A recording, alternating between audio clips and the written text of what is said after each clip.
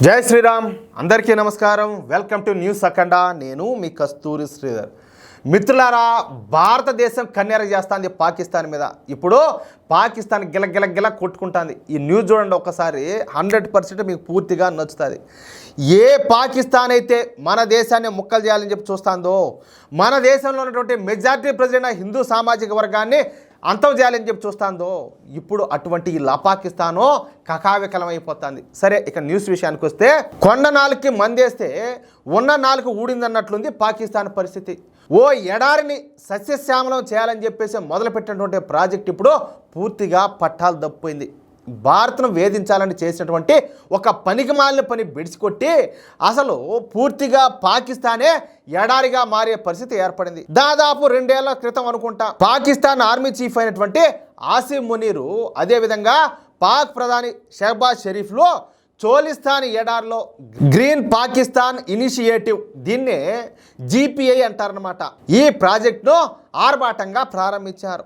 ఉదాహరణకు ఇప్పుడు మామూలుగా మనోళ్ళు అంటూ ఉంటారు కదా, హరితాంధ్ర అది ఇది అని చెప్పేసా, ఏది మొత్తం అంతా కూడా రాష్ట్రాన్ని సస్యశ్యామలం చేస్తామో, హరితాంధ్రప్రదేశం చేస్తామో ఇట్లా అని చెప్పి అంటూ ఉంటారు కదా. ఆ విధంగా పాకిస్తాన్ను వీళ్ళు ఆ విధంగా చేయాలనుకున్నారంట. దీనికి సుమారుగా $3.3 బిలియన్ బడ్జెట్తో చోలిస్తాన్ కెనాల్ ప్రాజెక్టు చేపట్టి సింధు జలాల నీటిని ఎడారిలోకి మళ్లించేలా 6 కాలువలు నిర్మించాలన్న లక్ష్యంతో ఈ ఆలోచన అయితే చేశారు. దీంతో దాదాపు 12 లక్షల ఎకరాల సాగు భూమిని అందుబాటులోకి తీసుకురావాలని చెప్పేసి ఆశించారు. ముఖ్యంగా పాకిస్తాన్లో ఉన్నటువంటి దక్షిణ పంజాబ్ అదనపు భూమిని కూడా సాగు చేయాలని చెప్పేసి భావించారు. అంతర్జాతీయ చెల్లింపులు చేయడానికి డబ్బులు లేకుండా ఇబ్బందులు పడుతున్నటువంటి సమయంలో ఈ పాకిస్తాను $9 బిలియన్ ఆహారాన్ని దిగుమతి చేసుకోవాల్సి వచ్చింది.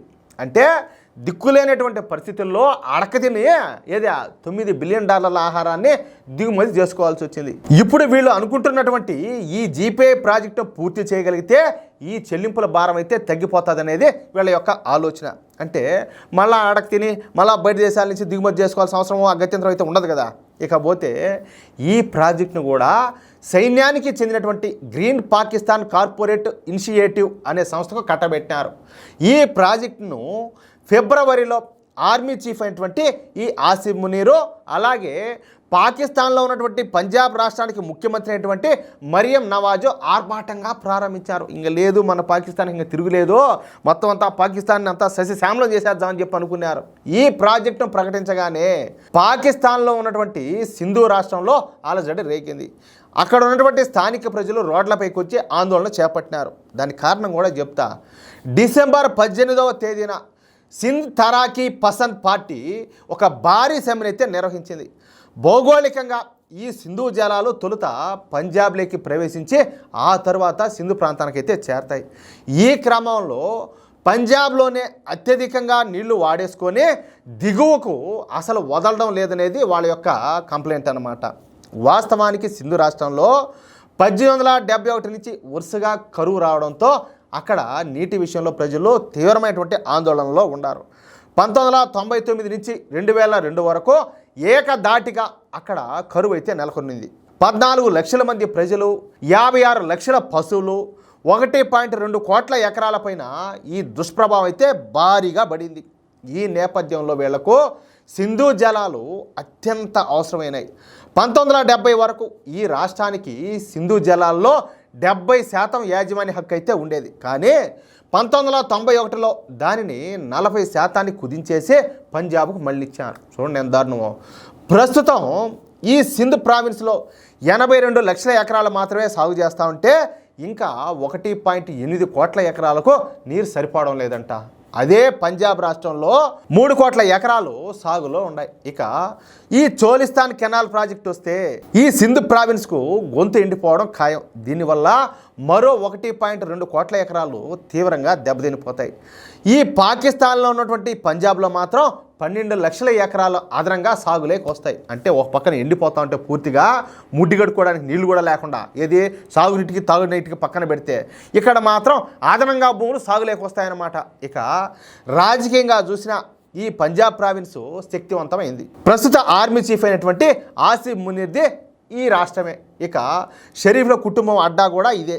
మరోవైపు ఈ బుట్టోలు ఉన్నారు కదా, ఏది బెంజర్ భుట్టో వీళ్ళంతా కూడా ఈ భుట్టోల కుటుంబానికి సింధులో బలమైనటువంటి పట్టు ఉన్నది. సరే, ఇక్కడ మరొక విషయం ఏంటంటే ఎన్ని యుద్ధాలు ఉగ్రదాడులు చేసినా కూడా భారతదేశం ఈ సింధు జలాలను ఆపలేదన్న ధీమా పాక్లో బలంగా ఉండాలి. దీంతో తాజాగా ఈ పాకిస్తాన్ ఏం చేసింది, ఈ పహల్గామ్ దాడికి పాల్పడింది. దీన్ని తీవ్రంగా పరిగణించినటువంటి మోడీ ప్రభుత్వం ఈ పాకిస్తాన్ బలహీనతను చూసి దెబ్బ కొట్టింది. ఎట్టా, ఈ సింధు జలాలను ఆపేసి. ఇప్పటికే ఇమ్రాన్ ఖాన్ను జైల్లో వేయడంతో దేశవ్యాప్తంగా ఓ వర్గం ఈ పాకిస్తాన్ పాలకులపైన చాలా కోపంగా ఉన్నది. దీనికి తోడు బెలూచిస్తాను అలాగే ఖైబర్ ప్రావిన్స్లో ఈ వేర్పాటువాదులు చెలరేగిపోతారు. ఇదే సమయంలో మన భారత్ ఈ సింధు జలాల ఒప్పందాన్ని పక్కన పెట్టినట్లు ప్రకటించేసింది. దీంతో సింధు రాష్ట్రంలో మరింత ఆందోళనలు మొదలైనాయి. ఓవైపేమో భారతదేశం నీరు ఇవ్వక, ఇకపోతే వాళ్ళకి రావాల్సినటువంటి ఈ జలాలను ఈ సింధు ప్రావిన్స్కి రానియకపోతే తమ పరిస్థితి ఏమిటన్నది వాళ్ళ యొక్క ప్రధానమైనటువంటి ఆందోళన.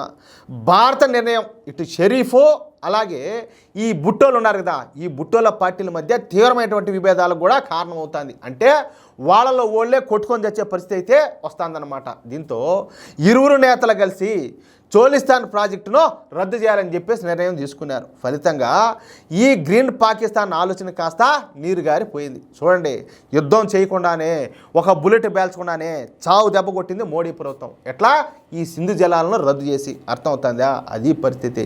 ఇంకా చాలా ఉన్నాయి, దీంతో ఒకదాంతో అయిపోదు, ఇంకా చాలానే ఉన్నాయి. అది వెనకాల దాచినామన్నట్టు ఒక్కొక్కటే వచ్చాయి. మొత్తానికి ఈ పాకిస్తాన్ అయితే రాత్యుగాని పోవడం మాత్రం ఖాయంగా కనపడుతుంది. అది విషయం అయితే. మిత్రులారా, ఈ న్యూస్ కనుక మీకు నచ్చినట్లయితే ఈ న్యూస్ని ఖచ్చితంగా నలుగురికి షేర్ చేయండి. అదేవిధంగా ప్రతి ఒక్కరు కూడా మీ యొక్క అమూల్యమైన అభిప్రాయంలో తప్పనిసరిగా కామెంట్ చేయండి. ఇంకో విషయం ఏంటంటే, ఇంతవరకు మీరు కనుక మన ఛానల్లో సబ్స్క్రైబ్ చేసుకున్నట్లయితే ప్రతి ఒక్కరు కూడా మన ఛానల్ సబ్స్క్రైబ్ చేసుకోండి, సపోర్ట్ చేయండి ప్లీజ్. జై శ్రీరామ్.